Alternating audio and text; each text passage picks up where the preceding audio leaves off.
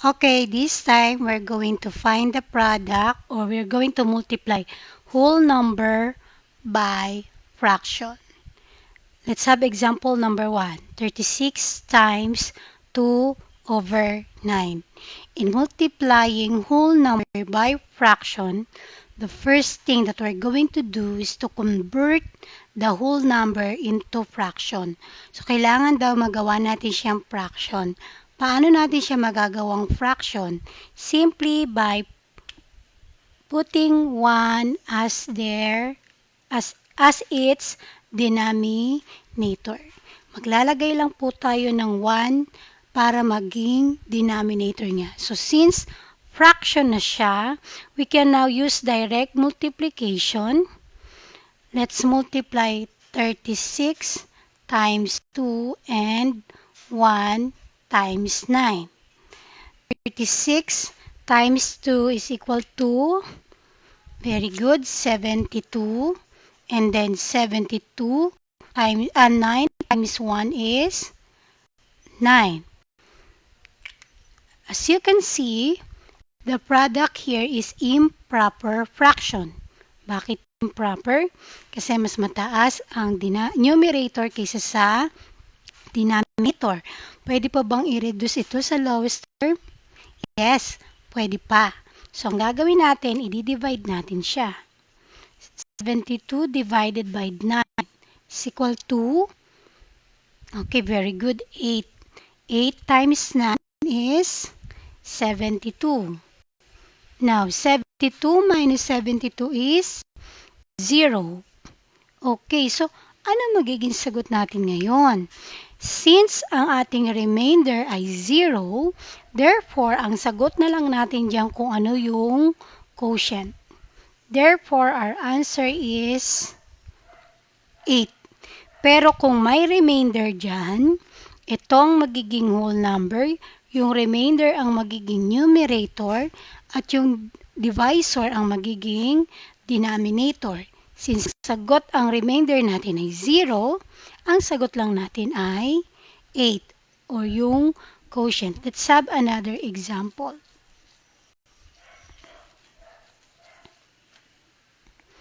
We have example number 2, 2/3 times 7/9 times 3. As I have said, para maging fraction ng whole number natin, anong ilalagay natin? Okay, very good. 1. Ayan, para maging fraction na siya. Now, since fraction na yung whole number, let us direct multiply the numerator. 2 times 7 times 3 over 3 times 9 times 1. Our answer is 2 times 7 is 14. Very good. 14 times 3 is 42. Okay, very good. Next, 3 times 9 is 27. 27 times 1 is, very good, 27. Check our answer. Is it proper or improper fraction? Very good. This is improper kasi mas mataas ang numerator kaysa sa denominator. Now, let us reduce it to lowest term by simply dividing the numerator by the denominator. 42 divided by 27 is 1. 1 times 27 is 27. 42 minus 27 is, okay, very good, 14. Now, since we have remainder here, ano magiging whole number? Okay, yung quotient ang magiging whole number. Yung ating remainder, saan ko ilalagay? Okay, very good. Sa taas, siya yung magiging numerator. And then, yung ating divisor ang magiging denominator. Therefore, our answer is 1 and 14 over 27. So always remember, kapag ganito ang na-encounter nyo, may whole number. Anong ilalagay natin sa baba ng whole number? Okay, maglalagay tayo ng 1 bilang denominator niya para maging fraction na siya.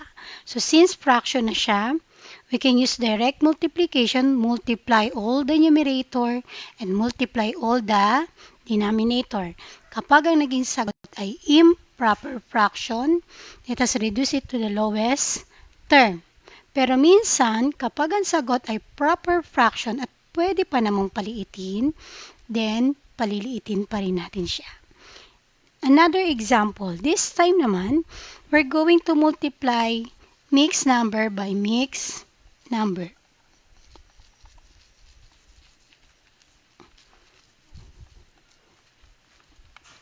Multiplying mixed number by mixed number. Example, 2 and 1/4 times 3 and 2/4. Okay, let us answer this. In multiplying fraction, kapag may mixed number, ang rule natin, kailangan gawin muna natin siyang improper fraction. Paano natin siya magagawang improper fraction? Ganito gagawin natin. Yung denominator, imumultiply natin sa whole number times. Then yung magiging product, i-add natin sa numerator. So 2 times 4 is 8. 8 plus 1 is 9.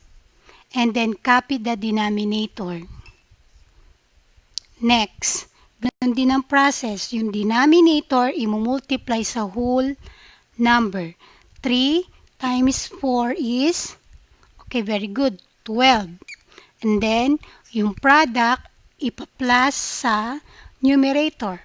12 plus 2 is, okay, 14. Then, copy the denominator. Now, we can use direct multiplication. 9 times 14 is equal to 126.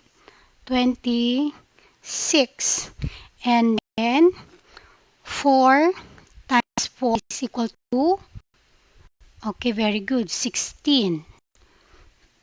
Since our answer is improper fraction, okay, i-divide uli natin siya para makuha natin yung sagot. 126 divided by 16, you can use your calculator if you want. So the answer is 7. 7 times 16 is 112. Now 126 minus 112 is, okay, very good, 14. So, our answer is, yung whole number natin ay 7. Ano ang numerator? Okay, yung remainder natin, 14. And then, kung ano yung quotient or yung denominator or the divisor, yun din ang kanyang magiging denominator. Now, take a look our answer. Check nyo yung fraction. Pwede pa ba natin itong mapaliit? Okay, pwede pa. Saan natin i-divide? By 2. Copy the whole number. 14 divided by 2 is 7. 16 divided by 2 is, okay, 8. Between 7 and 8, pwede pa ba natin siyang i-lowest term? Hindi na. Kasi yung 7 ay prime number na. So, therefore, ang sagot natin ay 7 and 7, 8. Clear? So, tandaan na, kapag mixed number, tanggalin natin to, multiply nyo muna yung denominator sa whole number. Sulat nyo dun yung sagot sa taas. Pag nakuha nyo na yung product, ipa-plus nyo naman sa numerator. Kaya 8 plus 1 ay naging 9. Same thing din dito. Yung 4, imumultiply natin sa whole number. 4 times 3 is 12. Ayun, nilagay ko dito.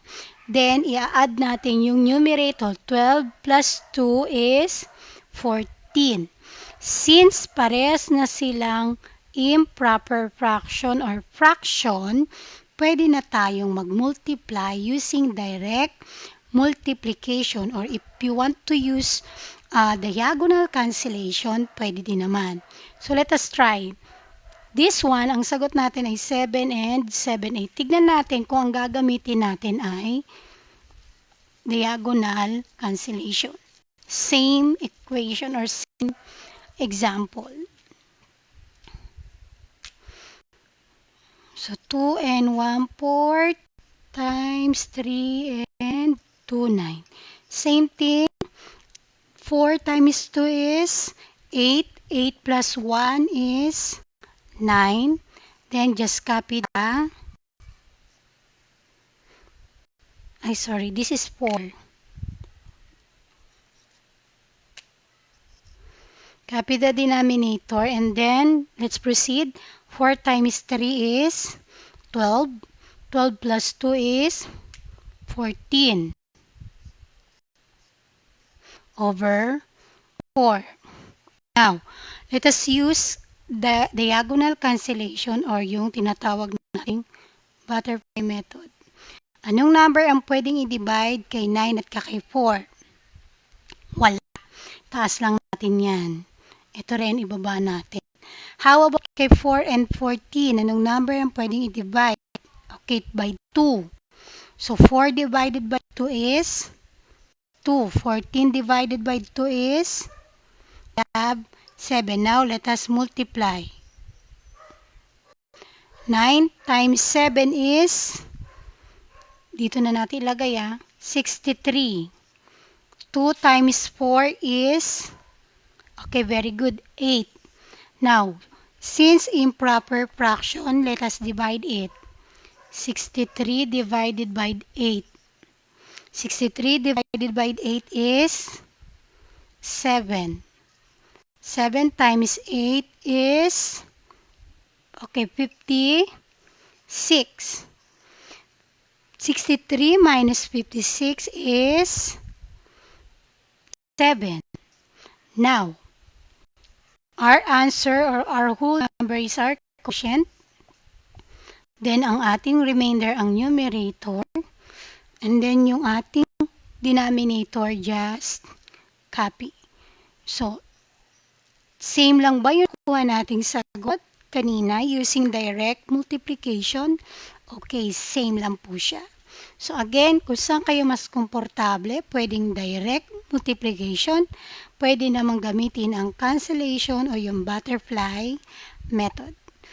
So, hope it helps you. Thank you very much. God bless.